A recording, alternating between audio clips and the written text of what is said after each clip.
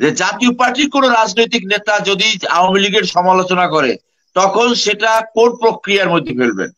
নির্বাচনী প্রক্রিয়া যদি হানা ভোট থেকে ধরি, এরশাদের জেনারেল এরশাদের হুন্ডা গুন্ডার ভোট থেকে ধরি, এইভাবে ধীরে ধীরে আজকে এসে এই পর্যায়ে দাঁড়িয়ে। হ্যাঁ, আপনি যখন বিরোধী মানে আপনি যখন বিরোধী দল হিসেবে ভূমিকা পালন করছেন না, সরকারি দলের তো দোষ ত্রুটি আছে, প্রচন্ড দোষ, সেটা কিন্তু বিরোধী দল হিসেবে যারা আছে তারা তাদের দায়িত্ব পালন করছে না, তখন আমি কেন ভোট দিতে যাব?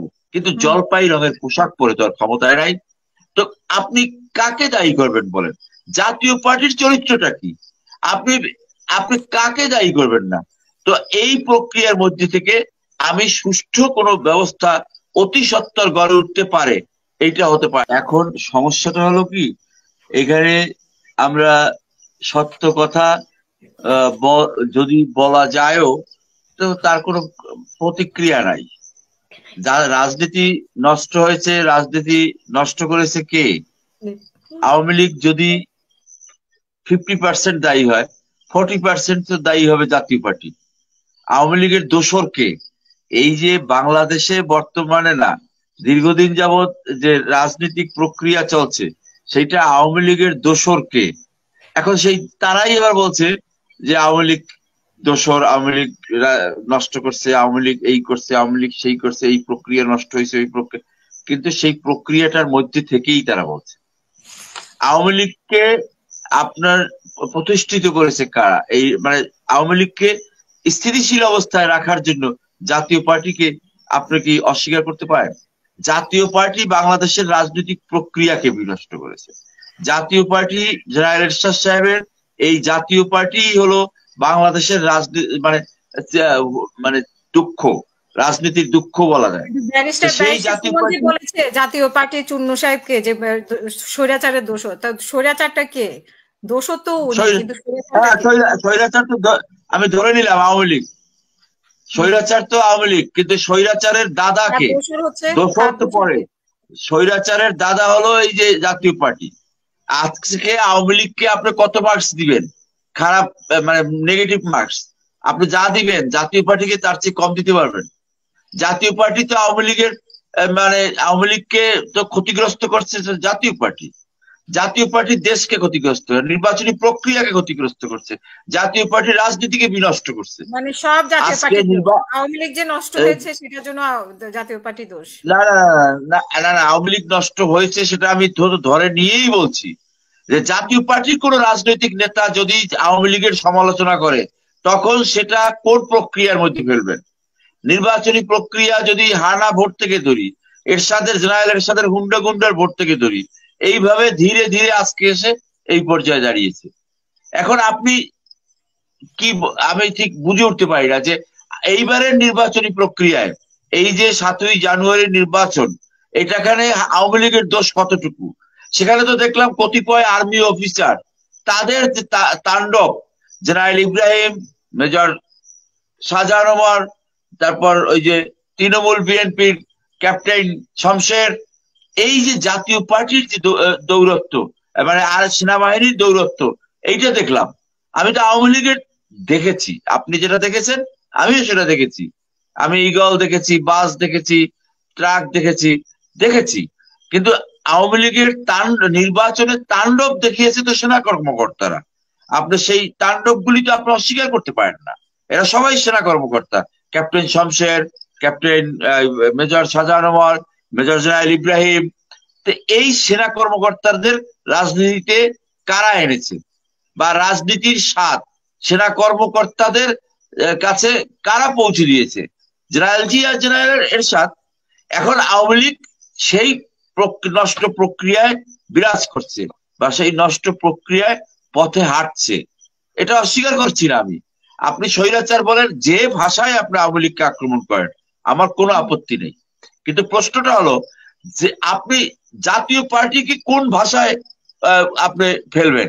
জাতীয় পার্টিকে আপনি কোন প্রক্রিয়ার মধ্যে ফেলবেন? তারা কি বলতে চায়? তারা কি গৃহপালিত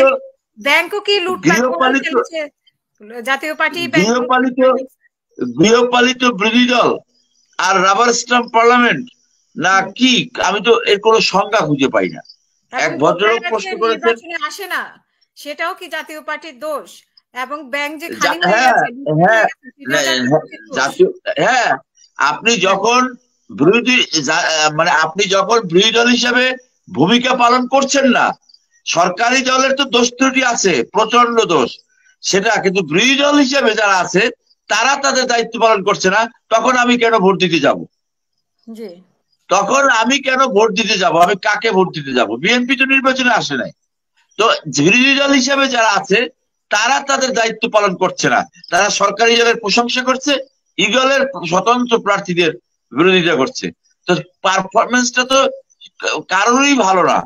তো এককভাবে কাউকে দায়ী করতে পারেন, কিন্তু আপনি বিষয়টাকে তাদেরকে মানে তাদেরকে রিলিফ দেওয়ার কোন সুযোগ আছে বলে আমি মনে করি না। আর দ্বিতীয় কথা হলো যে মুক্তিযুদ্ধ, এক ভদ্রলোক প্রশ্ন করেছেন যে মুক্তিযুদ্ধের তালিকা 30 লক্ষ শহীদ, সবই তো সঠিক নয়, এর মধ্যে অনেক ঐতিহাসিক ভুল আছে, ত্রুটি আছে। সেই দিক থেকে এখন ভারত থেকে যে লাল বই এসেছে সেইটা আপনি, ভারত আমাদের মুক্তিযুদ্ধের প্রশিক্ষণ দিয়েছে ভারত, এখন তাদের সেই প্রশিক্ষণের তালিকা এখন যেটার নাম লাল বই। এখন এইটা একটা আলোচনার বিষয়। আর একটা আলোচনার বিষয় যে 30 লক্ষ শহীদ, এ নিয়ে তো বিতর্ক আছে, এ নিয়ে তো বিতর্ক নাই তা তো না, ঐতিহাসিক ভাবে এ নিয়ে বিতর্ক আছে। এখন আমাদের দেশে বিতর্ক নাই কি নিয়ে? সবকিছুই তো অমীমাংসিত রয়ে গেল, সবকিছুই। মুক্তিযুদ্ধের ইতিহাসটা সঠিকভাবে কি এসেছে? আসেনি। এই যে সবকিছু অমীমাংসিত থাকার কারণেই আজকে আমরা সংকট এবং সমস্যার মধ্যে আছি। এবং যতক্ষণ পর্যন্ত বিরোধী দল তার কার্যকরী ভূমিকায় আসবে না, রাজনীতিবিদরাও কার্যকরী ভূমিকায় আসবে না, সরকারি আমলারা আসবে না, নির্বাচন কমিশন, ততক্ষণ পর্যন্ত আমাদের এই নির্বাচনী প্রক্রিয়ার মধ্যে বিরাজ করতে হবে। ক্ষমতায় থাকাটাই যদি মুখ্য হয়, সেটা যদি আওয়ামী লীগ অ্যাটলিস্ট বন্দুকের খাকি জলপাই রঙের পোশাক পরে তো আর ক্ষমতায় নাই। আওয়ামী লীগের ত্রুটি আছে, আমি তো 100-তে 100, আমি এরকম আমার বিশ্বাস যে আপনার চেয়ে আমি 2টা বেশি বলতে পারি, কিন্তু জলপাই রঙের পোশাক পরে তো আর ক্ষমতায় নাই। তো আপনি কাকে দায়ী করবেন বলেন? জাতীয় পার্টির চরিত্রটা কি? আপনি কাকে দায়ী করবেন না? তো এই প্রক্রিয়ার মধ্যে থেকে আমি সুষ্ঠু কোনো ব্যবস্থা অতি সত্বর গড়ে উঠতে পারে, এইটা হতে পারে না।